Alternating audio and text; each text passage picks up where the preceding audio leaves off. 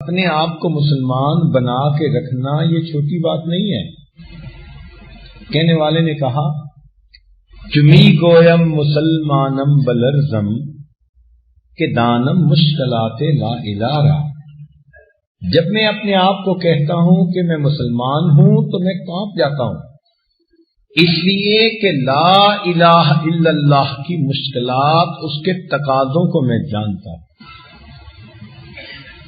تو نبی علیہ الصلوۃ والسلام نے بہت سادہ لفظوں میں، آسان لفظوں میں مسلمان کی ڈیفینیشن بتا دی کہ مسلمان کون ہوتا ہے. فرمایا کہ جس کی زبان سے اور جس کے ہاتھوں سے دوسرے مسلمان سلامتی میں رہیں، یعنی ان کو تکلیف نہ پہنچے، ایذا نہ پہنچے. اب اس میں زبان کا تذکرہ پہلے اور ہاتھوں کا تذکرہ بعد میں، اور باقی اعضاء کا تذکرہ نہیں کیا، اس لیے کہ عام طور پر انسان اپنے قول اور فعل سے دوسرے کو تکلیف پہنچاتا ہے. تو قول زبان سے صادر ہوتا ہے اور اکثر فعل وہ ہاتھوں سے صادر ہوتے ہیں، اور باقی اعضاء ان کے ضمن میں آ جاتے ہیں. پھر ان دونوں میں سے بھی زبان کا تذکرہ پہلے کیا، اس کی کچھ وجوہات ہیں. مثال کے طور پر انسان ہاتھوں سے جو تکلیف پہنچاتا ہے تو اس کے موقع کم آتے ہیں. 24 گھنٹے تو دوسرے کے گربان نہیں پکڑ کے کھڑا ہوتا، لیکن زبان سے دوسرے کا دل دکھانے کے موقع بہت زیادہ. جب چاہا زبان سے ایک فکرہ بول دیا اور یہ دوسرے کے دل میں جا کر ایسے چبھا کہ اس کو چیر کے رکھ دیا. پھر غور کیجئے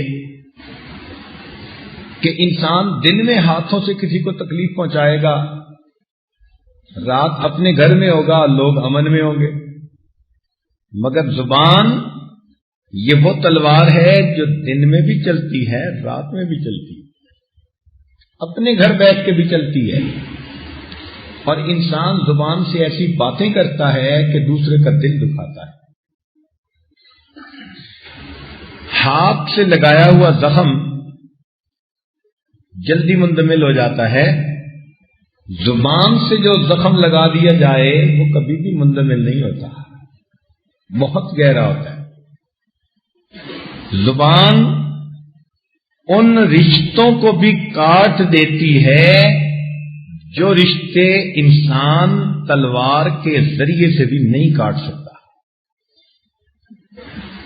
غصہ آیا، 2 بھائیوں نے بولنا بند کر دیا.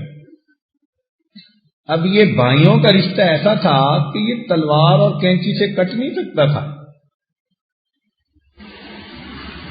مگر زبان کے 2 بول اور ایک دوسرے سے بول چال ختم. تو معلوم ہوا کہ زبان کا نقصان ہاتھ کی نسبت بہت زیادہ ہے.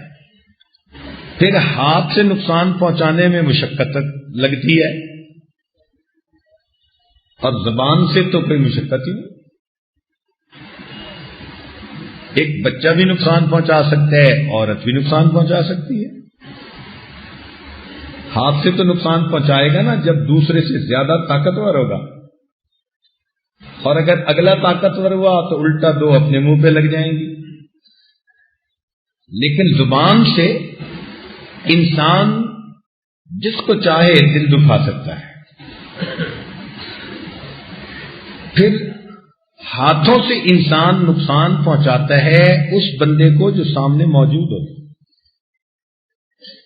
مگر زبان سے نقصان پہنچانے کے لیے، تکلیف پہنچانے کے لیے سامنے ہونا کوئی ضروری نہیں. غائب کو بھی نقصان پہنچا سکتا ہے، بلکہ اپنے پچھلوں کو بھی نقصان پہنچا سکتا ہے، ایذا پہنچا سکتا ہے.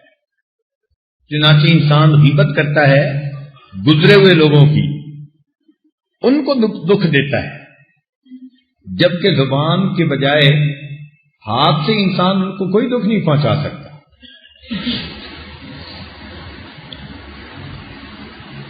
ہاتھ سے انسان کسی فرد کو تکلیف پہنچا لے گا، مگر زبان کے ذریعے سے تو ایک وقت میں پورے قبیلے اور پوری قوم کے دل کو دکھا سکتا ہے۔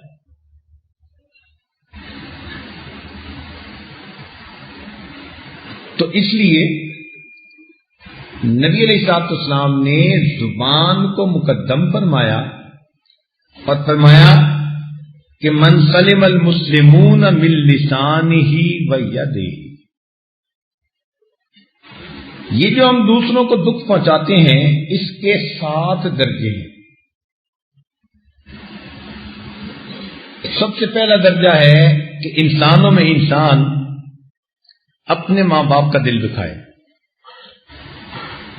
جائز شرعی چیزوں میں ان کی نافرمانی کرے،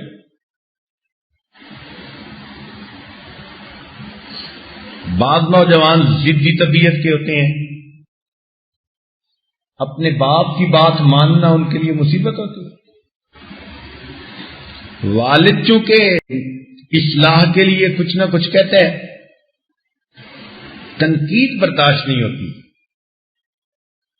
اس لیے آج کل کے نوجوان اپنے باپ سے اس طرح نفرت کرتے ہیں جیسے کوئی پاپ سے نفرت کرتا ہے، اچھا ہی نہیں لگتا۔ ان کو دوست اچھے لگتے ہیں، کیوں؟ دوست تعریفیں کرتے ہیں، دوست الٹے کام سکھاتے ہیں، نفس کی خواہشات پوری کرنے کے راستے دکھاتے ہیں، تو دوست اچھے لگتے ہیں، باپ اچھا نہیں لگتا۔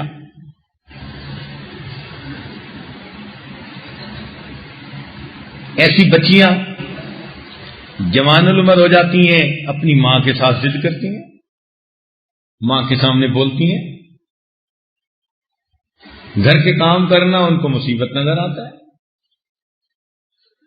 صبح کے وقت ماں ناشتہ تیار کر رہی ہوتی ہے اور بیٹی صاحبہ کالج یونیورسٹی جانے کے لیے نہا دھو کے تیار ہو رہی ہوتی ہے، اور جب وہ نہا دھو کے تیار ہوتی ہے تو ابھی ناشتہ بننے میں 2 منٹ دیر ہوتی ہے، تو وہ منہ بنا کے اور غصے میں نکل جاتی ہے کہ مجھے دیر ہو رہی ہے، اور ماں بیچاری سارا دن مغموم رہتی ہے کہ میری بیٹی بغیر کھائے یونیورسٹی چلی گئی۔ آج کل کی بیٹیاں اپنی ماں کے اوپر راج کرتی ہیں، ان کا دل دکھاتی ہیں۔